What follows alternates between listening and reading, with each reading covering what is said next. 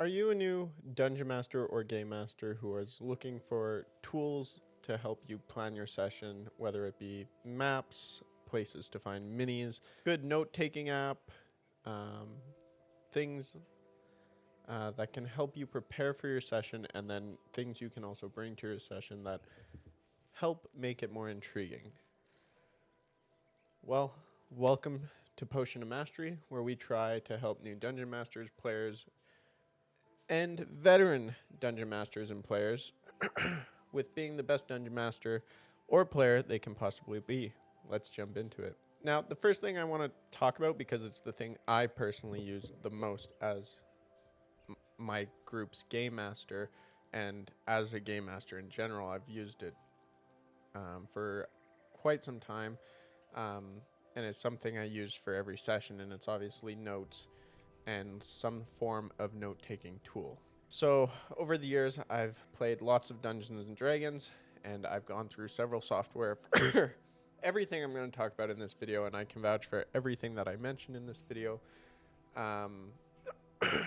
But the first software I ever tried for trying to compile my campaign was World Anvil. When I first started looking into becoming a game master, World Anvil was something everybody was talking about. They were saying it was a great way to manage your campaign throughout.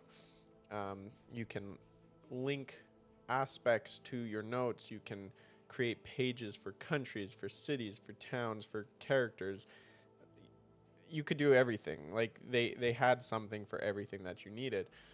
The only problem with World Anvil that I noticed really early on was that the free subscription wasn't going to cover me for long. So I quickly, before getting too far into World Anvil and too far into my campaign, I switched over to another free alternative with fewer restrictions, and that was Notion.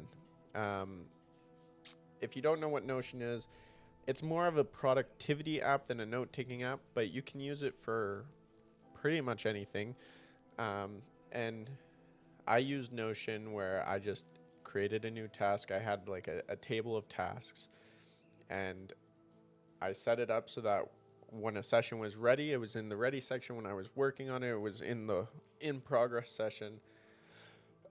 And when it was just a draft idea, I would have it in my draft session. I would have different things like this for characters, for towns, magic items, that sort of thing, and then obviously my sessions.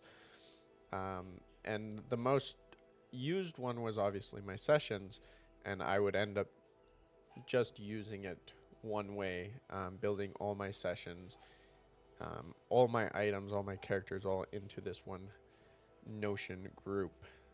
I used Notion for free. I didn't pay for it, so for the purposes of D&D, you probably won't have to pay for Notion at all as a personal software. You won't get access to some features. They do have some features that you get in the paid tier, and I don't think there's much use to them. It's more for that, again, productivity side, like automating stuff, that kind of thing. And honestly, I never took advantage of half the stuff that's in Notion. It's a very powerful app, and it's all you can use it in the web browser. You can use it as a software. It's completely up to you. I used it mostly in the web browser, but then I downloaded the applications, and now I don't even use them because of the next note-taking software I'm about to talk about, and that is Obsidian. Obsidian is essentially, I really don't know what it is. Here, let's do a quick Google search. Obsidian.md. I don't know if it's a note-taking app. So they advertise themselves as a private and flexible writing app that adapts to the way you think. I think that's a pretty good way to look at it, but you can use it for so many things, and You can download it on your computer. It's a software, so you have to download it onto your computer. You can download it on your iOS device and your Android devices. And the only issue with that is they do have end-to-end encryption syncing, so you can sync your vault to your iOS devices from your Windows or Mac devices and share a vault, but on Android you can't do that. So you need to use a plugin, and I personally use the remotely save plugin. There's tons of plugins. You're probably seeing how to go and search for them through the app on screen right now. And at first I was like, so there's a paid feature of this remotely save plugin, and then there's an unpaid free version, which is what I use. I tried going the OneDrive route, and then something broke, and I'm not sure where. And I had to go into one of my sessions without any notes. And it sucked a little bit, but for the most part, I'm pretty good at remembering how I want the session to play out. I just didn't have the loot from the chest that they found, along with a couple other things that I added later in the week. And I thought I had the session notes, but I didn't have the newer content that I created. And so I've recently set up an S3 server through Cloudflare. Their documentation was fantastic, and maybe I'll make a video kind of breaking down how to go about that in the future. If you guys want to see something like that. But Obsidian, it's so much better than Notion. Notion, I felt like I couldn't use templates. You can use templates here. You can make a folder of just templates, and you can make your template however you want, and then you can import it into a new file, and it imports the body of the template, and it's fantastic. I love it. It's honestly the best note-taking software I've used, and I even have a custom calendar through Calendarium, I want to say it's called, and this calendar can be a custom calendar for your world, and it's a little time tracking device for me. You can also set up your own celestial events, your own eras, your own years, your own months, how many days are in a month, how many months are in a year, that kind of thing. It's very cool. And there's tons of plugins. You could spend hours just looking for plugins to add onto it. And I like how Obsidian gives you a graph view for everything. So you can connect all your notes, and it shows in the graph view, and it's fantastic. And then you can also make what they call canvases, where you can import certain parts of your notes and you can connect them, and it's like a flow chart. So that's a little more of the productivity stuff, but I still sometimes on occasion use it for my session notes. I'll sometimes make a canvas as well as a doc for my session notes, and usually the canvas is more summarized, and if I need to, I can go back to the doc to figure it out. So I have typically the full recap, usually some important notes if there's a puzzle, kind of the answer to the puzzle, and then my music and combat details all in my canvas so that I can just quickly glance at it and pick up from there. Now, with Cloudflare, I don't think anybody should go over this limit unless you're just populating images into Obsidian like crazy. But you do get charged after 10 gigabytes of monthly usage through uploading and downloading files from their S3 servers. No Amazon AWS required, although that is also an option for you guys. And they have tons of documentation walking you through everything. So if you ever, if you're not too technical, but you're technical enough, the documentation's pretty helpful. Some of it's a little confusing, but I made my way through it just fine. And I feel like I'm pretty mediocre in the technology side of things. So, and that's just so that you can sync to your Android device, or you can even sync to iOS from your computer for free, essentially. Otherwise, Obsidian does have a $5 a month subscription that is USD, so it's $7.99 a month Canadian. Or you can go even further, get their top tier upgrade. I believe it's $10 a month, which is probably like $12.99, $13 a month Canadian. So, on to the next thing. And sorry, just a reminder, these aren't the only ways to do it. Some other alternative note-taking options, as long as you don't exceed 15 gigabytes, I believe for most of these options, you can do Google Drive. You can just use Google Docs, Google Excel sheets for your roll tables, that kind of thing. And you have, with most email accounts, I believe you have 15 gigabytes of free storage. It might even be 50, I'm not sure. And the second alternative that I know is about 15 gigabytes is the Microsoft Suite. So Microsoft 360, that includes Microsoft Word, Microsoft Excel, PowerPoint, all that, plus Dropbox. So you just upload it to Dropbox, you download it onto your tablet from Dropbox, and you can use all the Microsoft 360 Suite apps on your tablet if you pay for those options, or if school provides you those options. I know I use the Microsoft apps on my tablet while I was in college still. And for me, I was looking, just kind of for context, I was looking for cheap ways to do dungeon mastering. I was playing online, so it was a little easier to find these. So I'm giving you both cheap alternatives, subscription alternatives, and then I guess the subscription alternatives are also kind of the expensive, pricier alternatives as well. And it's completely up to your budget and how you want to do things. Now I play in person, so I've been finding new things that I've been enjoying, like the plugin to remotely sync my Obsidian app. And I've only been using Obsidian for this specific campaign, the in-person campaign. I just switched off from Notion for this campaign, so that's something to keep in mind.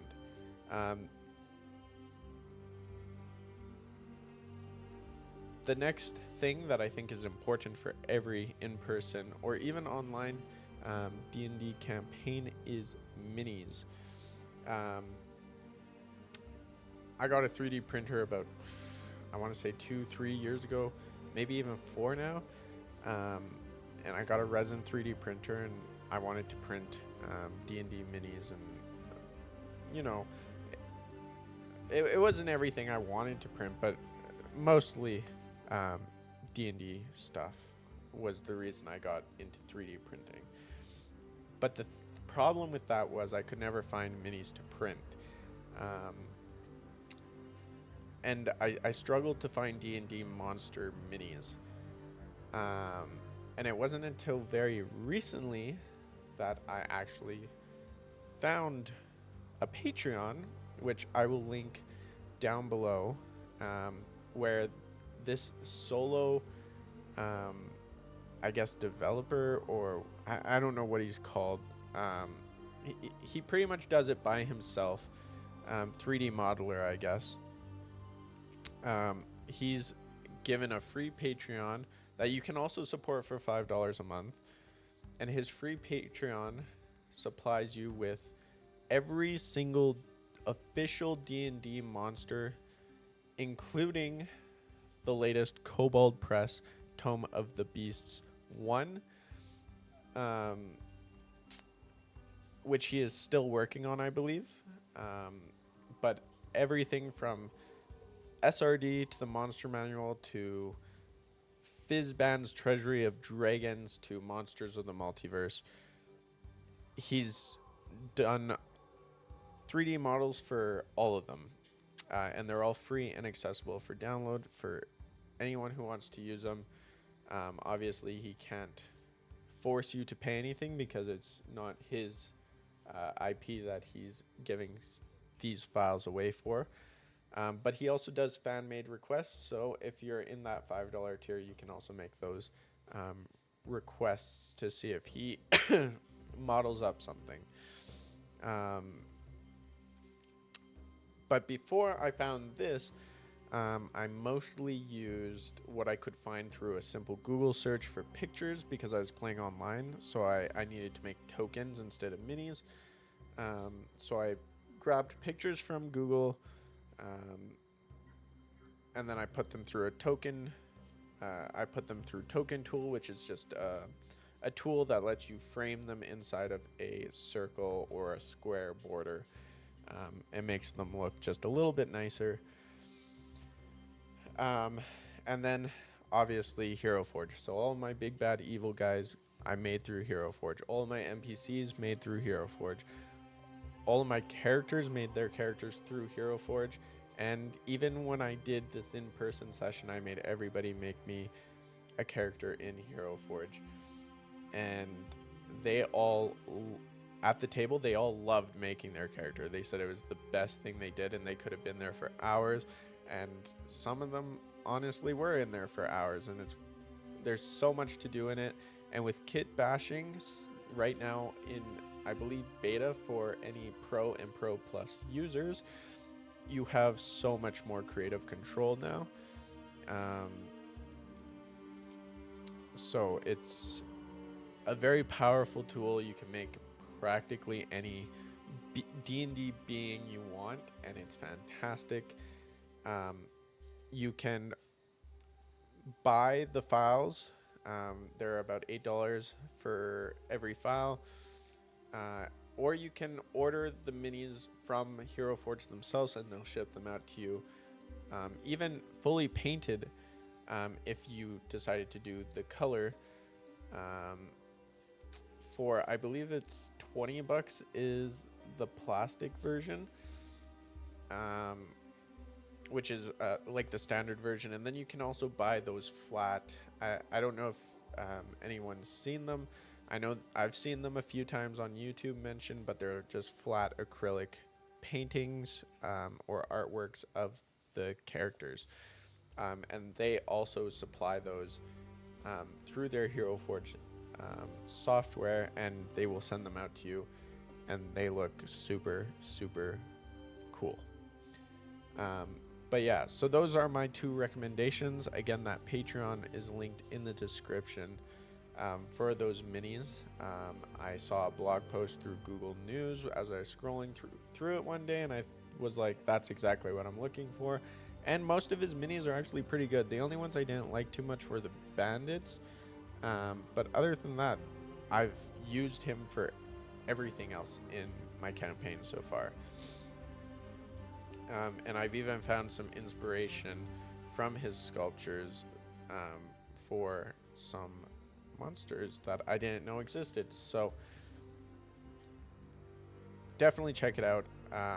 He deserves all the love. And if you do have the $5 to support him, I highly suggest that you go ahead and support his work, because yeah, he does an excellent job. The only complaint I have is every time he posts, you get an email about it, but I think those emails are also kind of nice just to look at what he's worked on that day and see the cool new mini that he made. So those are minis. That's about all I got for that section. And if you are doing, just a side note, if you are doing a virtual tabletop experience online and you need the flat tokens, Hero Forge is you're able to screenshot in Hero Forge and then put your Hero Forge screenshot into that token tool that I was talking about before. If you play in a 3D tabletop environment, you can also download the digital, the 3D digital file for tabletop like Tailspire and such as well. And then if you pay for Pro Plus, I believe you get 5 free downloads a month plus their token pack for the month.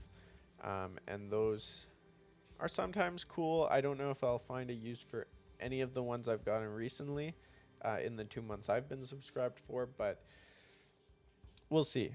I'm mostly subscribed just because those 5 free tokens carry over through the month, and I use Hero Forge quite a bit. And instead of paying $7 every single time for a new mini, I figured, 5 free downloads for the price of $15 was a pretty good deal, because if I paid $7 or $8 every single time I wanted to get a new mini, if I printed 5 of those minis, that's $40. So save a lot of money by doing the Pro Plus. That's a pro tip for the Hero Forge stuff. Next on my list that I feel is essential, but not necessarily needed. You can definitely do combat without maps. You can definitely play without maps. But I would say maps are probably one of the most, probably the third most important thing you should consider bringing to the table. When I was playing on virtual tabletops, obviously I just exported the maps that I made from the software and imported it into the virtual tabletop. Now I have to print them, but there's also good alternatives like battle maps, wet or dry erase battle maps, and you can typically pick them up for about $20. That's the most beginner option. You can draw on them. You can make your map whatever you want. And if you like drawing, that's kind of probably the best way to start. There's more expensive options, obviously, for in-person stuff like terrain tiles, and I've also seen some magnetic tiles that are interesting but not worth the money, in my opinion. But I do think they're pretty cool regardless. But I won't mention them here because I haven't personally used them, so I don't know if they're good or worth the dollar value attached to them. And I've never used a battle map, but I know I used a whiteboard. It's practically the same thing, and they are good for quick and dirty maps. But how I make my maps, so as I mentioned in my last video, if you didn't watch it, you can check it out. It's up in the corner there. I use, for my continents or my countries, I use Wonderdraft. Wonderdraft is a one-time purchase of, I believe, $40 to $50 US and Canadian. It might even be $30 US. And it gives you a bunch of assets that come with it. It gives you a bunch of tools. It has like AI generation, and not like the text to AI generation stuff, but like you can give it parameters and it'll fill out the map, and you can keep regenerating until you like it, as you can kind of see on screen right now. And you can they even give you a asset pack that you can modify. It's their asset pack tool set, I guess, where you can start using that to help build your own asset pack to add new landmarks for your map making journey. If you are looking for free options, the ones I used at the very start of all of my D&D campaign stuff was Dungeon Fog, and there's also Incarnate. They both have free subscriptions, but they also have paid subscription tiers. I believe they're both $15 a month, maybe $20 a month. And they're both browser-based, so everything's done in your browser. You just export out of your browser. Very easy to use. I don't personally like the art style too much, and I didn't find them super easy to use, but they're there for those who want a free option and want very basic maps for their games. And then if you are playing online, or even if you aren't playing online, I've used a software that's made by the same people who made Wonder Draft called Dungeon Draft. The art style is a little more similar to Dungeon Fog, but um, Dungeon Draft also has the same features where you can pick up asset packs from anywhere online. It's sometimes hard to find them because not many people publish theirs, but there are some online and they're free to use for the most part. Pay what you want for them. Um, and you can just add as many. You can even make your own asset packs for Dungeon Draft, like Wonder Draft, and I used it for probably almost 3 years until one of the other map making softwares that now I use pretty um, heavily came out, and I thought it was genius because I wanted to increase um, the environment and what my players could do using the environment. And it was just an easy way to do it. But we'll come back to that because I'm going to actually show some more love to the virtual tabletop group who are playing online. So if you're looking for a 3D map making software, I actually have a 2-in-1. So you can play your game in this map making software. It's, I believe, $40 for the GameMaster, and then seats. I think you can buy 4 seats for $40.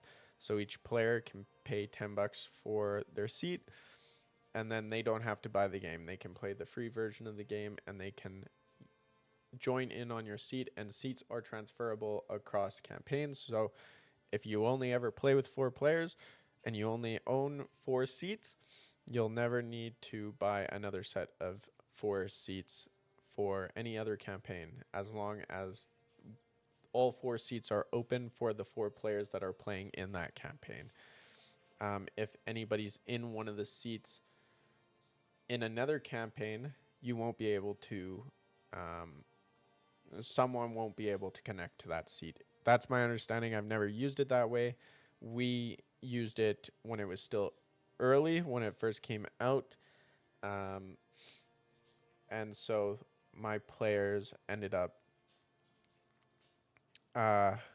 buying the full version, and we all connected through Tailspire as the paid version because we didn't know how long it would be, and I thought it would be more immersive to do it that way than another way, than how we were doing it in Foundry. And Foundry, I felt like, is a risk if you're just opening up your server to the world, essentially. So I didn't want to risk it anymore. There were some complications, so we went to Tailspire. And with Tailspire, it's a 3D environment. They give you tons of building block assets, tons of monster minis. Hero Forge actually has incorporation, so all your Hero Forge stuff that you have bought digital downloads for, they all transfer over to Hero Forge. All you need to do is put in your Hero Forge access key, and they work very well together. I believe Tailspire is still in early access, so they're still working on some features like monster builders, cinematic stuff, that kind of thing. But if you're interested in a 3D environment, I recommend Tailspire. Or I've never personally used it, but I've heard Tabletop Simulator is also another good option. And now back to the one that I'm currently using for almost all of my maps, and that is Dungeon Alchemist. Dungeon Alchemist, I believe, is about $30 to $40, maybe $20. It's in early access, and they advertise it as an AI-driven map-making tool. They give you a bunch of different rooms, a bunch of different environments, and you can take those and craft a room or a tavern just by clicking and dragging and then clicking the check mark, and it populates an entire room populated with items, plants, you name it, and then you can go ahead and customize it freely as you wish. You can get it in 3 different versions, kind of like a 3D version of the map, a more flat 3D version of the map, and then a straight 2D version of the map where like you just know where the walls are, but the walls don't seem higher than the floor. So it's a little more 3D to 2D, kind of a mix up. The reason I like this so much is because it automatically populates a mine shaft with powder kegs, and if my characters need to create a cave-in to save themselves, and I didn't give them powder kegs on the way down, and now there's magically powder kegs on the way back up, I'm going to feel really stupid. So it's nice that this is an option, and it helps make my games, I feel, a little bit more immersive. Even though some of my players don't take advantage of the environment, they stick to their character sheets, and that's okay too. Some players do that. Some players like to get a little more creative with what they do on their turn, and both are valid ways to play the game. And you shouldn't make your players feel bad because they don't play off of the environment. That's why I like Dungeon Alchemist. It's literally no extra work for me to literally give them more options for combat and playing around. Now, there's not all the time. You're not going to see your players, or the maps aren't always going to populate with stuff. If you don't make a room, they don't populate anything. But if you're, for example, I just made a forest, a Fey forest, last week in Dungeon Alchemist, and I didn't create any rooms. It was just an open field. It populates all the trees, all the plants, all the mushrooms, that sort of thing. And it is a very blank map, I would say. But if I, for example, created a tavern and suddenly there is kegs of alcohol that is very flammable in the room, and someone wants to use fireball to blow up the tavern and kill the monsters inside, they are able to do that, and it populates those for me. So yeah, those are kind of good map making softwares. I think I covered a good portion of them, and lots of variety for you guys. And in the description, it'll also break down all the names of all of these and where you can find them in parentheses. So check the description if you're interested, and then go searching for them with my info. I'm not going to link them too much, but if you're interested in them, you can definitely go search them out based off the information I provide. The last thing I feel like you need for a D&D campaign is monster stat blocks. Now, obviously, there's tons in the monster manual. If you have any of the physical books, you have most of the stat blocks right there. But what happens when you want to modify a stat block, or create a new stat block for your big bad evil guy? Well, I actually use a stat block generator that is online, all done in browser, and I can download it as a PNG, and then I print the PNG onto A1 paper.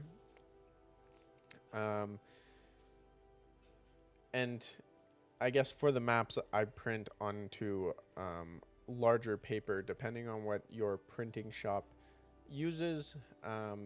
It might be 11 by 17. It might be larger paper. They might have even bigger canvases for you to use. I recommend using whatever your budget fills. And if you have a printer yourself that can take the 11 by 17, I recommend using 11 by 17, even if it's just through a bypass tray.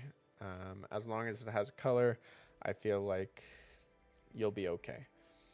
But anyways, stat blocks. So I make all my stat blocks that are custom through this stat block generator. And this stat block generator, I can use presets for things. I can see SRD monster stat blocks. I can see SRD monster abilities and attacks, and features. And then if I'm creating a spellcaster or whatever, I figure out what kind of spellcaster I want them to be, and then I look through their spell list and pick out enough spells for their spellcasting level. And sometimes there is also times where I include additional spells into their grimoire or knowledge bank of spells that they've learned outside of their normal potential or whatever it may be. And again, I print these off in just normal A4 or A1 paper. So normal 8.5 by 11. And I print these off because I just magnet them onto my character or onto my GM screen, which I have a video coming out about behind my GM screen shortly, maybe in the next week or two, just to kind of give new players an idea of how to set up a potential GM screen. I actually have two types of GM screens, so I'll do two different versions of GM screens, and then hopefully that helps you guys. But if this video helped you at all, I would really appreciate it if you went ahead and dropped a like and a subscription. And I hope this video was helpful, and I hope new game masters found this very useful. I hope players found some of these tools useful for their player side of things, like creating your character in Hero Forge. And if you are a veteran GM or player, did you learn anything new in this video? Let me know in the comments below. Also, if you want to see any topic specifically covered, go ahead and leave a comment as well. I will see you guys next week for another Potion of Mastery video. But until then, happy planning.